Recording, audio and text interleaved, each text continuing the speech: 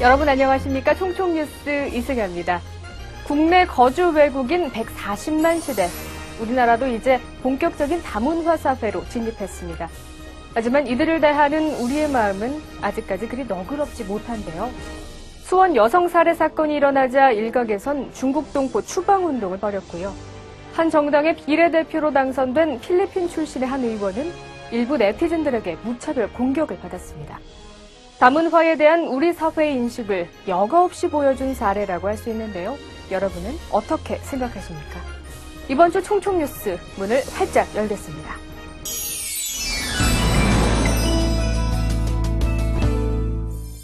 법정금리를 초과한 터무니없이 높은 이자로 남몰래 한숨 짓고 계신가요?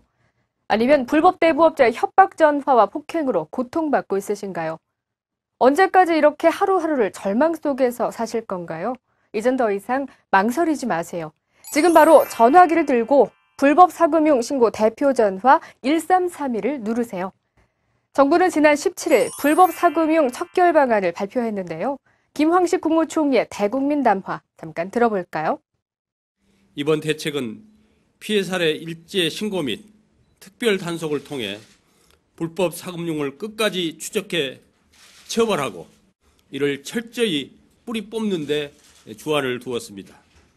또한 신고, 상담, 피해 구제 간 연계를 강화해 신고자가 금융 지원, 신용 회복, 법률 지원을 받아 실질적으로 재기의 기회를 가질 수 있도록 하였습니다. 피해자의 신고가 접수되면 먼저 상담을 하고요. 신고자가 다시 일어설 수 있도록 금융 지원이나 신용 회복, 법률 지원 등을 도울 예정입니다. 정부는 우리 사회에 독버섯 같은 불법 사금융을 뿌리 뽑기 위해 특별 단속에도 나설 방침인데요. 검찰에선 합동수사본부를 가동하고요. 경찰은 전담 수사팀을 운영함과 동시에 5천여 명의 형사 인력을 총동원해 단속을 펼칠 계획입니다. 이번 대책을 위해 투입되는 인력만 모두 11,500명에 이르는데요. 자세한 내용은 잠시 후 총총걸음에서 전해드리겠습니다. 경북 영주에서 또 안타까운 사건이 있었습니다. 한 중학생이 학교 폭력을 견디다 못해 아파트에서 투신을 하고 말았는데요. 이와 관련해 임종용 국무총리 실장은 지난 19일 교가부 등 관계부처와 긴급대책회의를 열고 고위험군 학생에 대한 선별지원체제 점검과 보완 방안을 집중 논의했습니다. 임 총리 실장은 이 자리에서 또다시 영주에서 비극적인 사건이 발생한 데 대해 이루 말할 수 없는 안타까움과 슬픔을 느낀다며 고인과 유족들에게 심심한 위로와 조의를 드린다고 밝혔는데요. 정부는 이날 논의 결과를 토대로 4월 중 고위험군 학생 선별 치료 지원 등 학교폭력 근절 종합대책에 대한 추가 보완 방안을 마련할 예정입니다. 다음 소식입니다. 국민소득 수준이 향상되면서 삶의 질과 건강에 대한 관심 또한 높아졌는데요. 이 기세에 힘입어 건강기능식품의 국내 시장 규모도 연평균 8.1% 성장세를 보이고 있습니다. 하지만 건강식품의 허위 과대 광고와 과도한 유통 판매 규제 등 문제점이 제기되자 총리실이 실태 점검을 통해 건강기능식품 제도 개선 방안을 마련했습니다. 그렇다면 여러분은 건강기능식품과 일반 건강식품의 차이점을 알고 계시나요? 같은 회사에서 나온 이 제품은 건강기능식품이고요. 이 제품은 일반 건강식품입니다. 질병위험 감소와 같은 기능성을 식약청에서 인정받은 것은 건강기능식품이 되고 건강에 유용하다고 회사에서 자율적으로 광고는 할 수 있지만 식약청에서 심의를 받은 게 아니라면 일반 건강식품입니다. 한 설문조사에 따르면요, 73%가량이 건강기능식품과 일반 건강식품을 명확히 구분하지 못했다고 하는데요. 정부는 이 같은 혼란을 줄이기 위해 현행 건강기능식품법을 개편해 기능성의 평가와 표시, 광고의 대상, 기준 등을 보다 구체적으로 정할 계획입니다. 또 과도한 유통 규제로 일반 매장보단 방문이나 다단계 형태로 주로 판매돼 소비자와 판매자 모두 불편을 호소해왔는데요. 이번에 규제 완화를 통한 유통구조 개선도 함께 추진할 예정이랍니다. 아울러 부작용에 대한 신고 안내를 강화하고 통합 데이터베이스 구축을 통해 건강기능식품의 섭취 안전 정보를 제공할 방침입니다. 더 자세한 내용이 궁금하신 분들은 총리실 홈페이지와 블로그를 참고하시면 좋겠네요.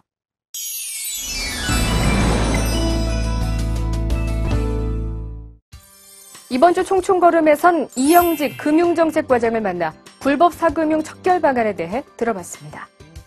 이게 불법적인 사금융을 쓰시는 분들을 저희가 살펴보면은 예전에 사회에서 이제 실패를 경험했다라든지 제도권 금융기관을 이용하지 못하시는 분들이 많이 있습니다.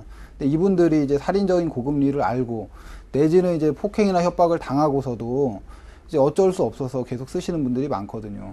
요번에 저희가 한 11,500명 정도 검찰, 경찰 등을 투입해서 대대적인 단속을 하는데요. 또 이제 근저에 있는 이제 폭력 조직이라든지 연결된 이제 사채업자 또 이제 그런 분들에 대해서 철저하게 단속을 하는 게 정부의 강력한 의지를 보여주는 측면이라고 생각해서 저희가 추진하게 됐습니다.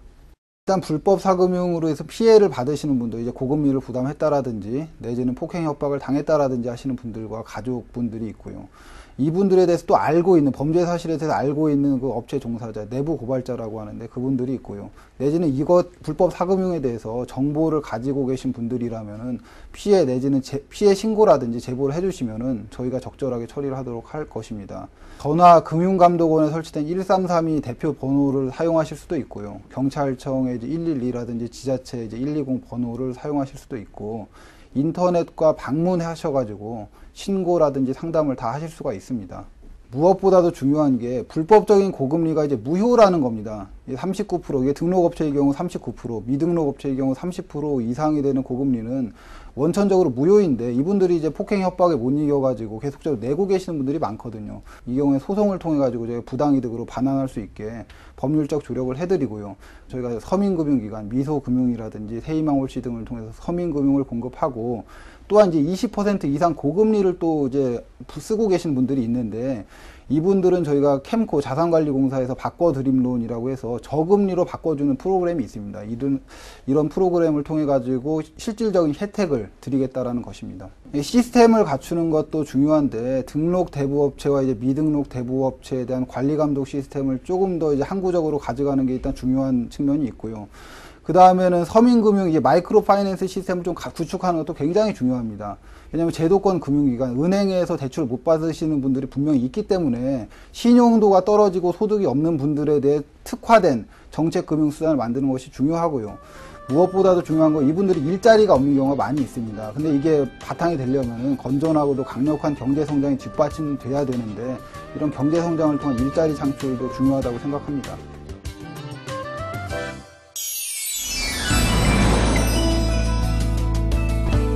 300만 원을 갚지 않는다고 강제로 유흥업소에 나가게 하고 뒤늦게 이를 알게 된 아버지가 딸을 살해하고 자신도 스스로 목숨을 끊은 사건. 350만 원을 갚지 않는다고 임신 5개월 된 지적장애 2급 여성을 낙태시킨 뒤 노래방 도우미로 강제 취업시킨 사건. 다름 아닌 2012년 대한민국, 우리네 삶의 한 단면입니다.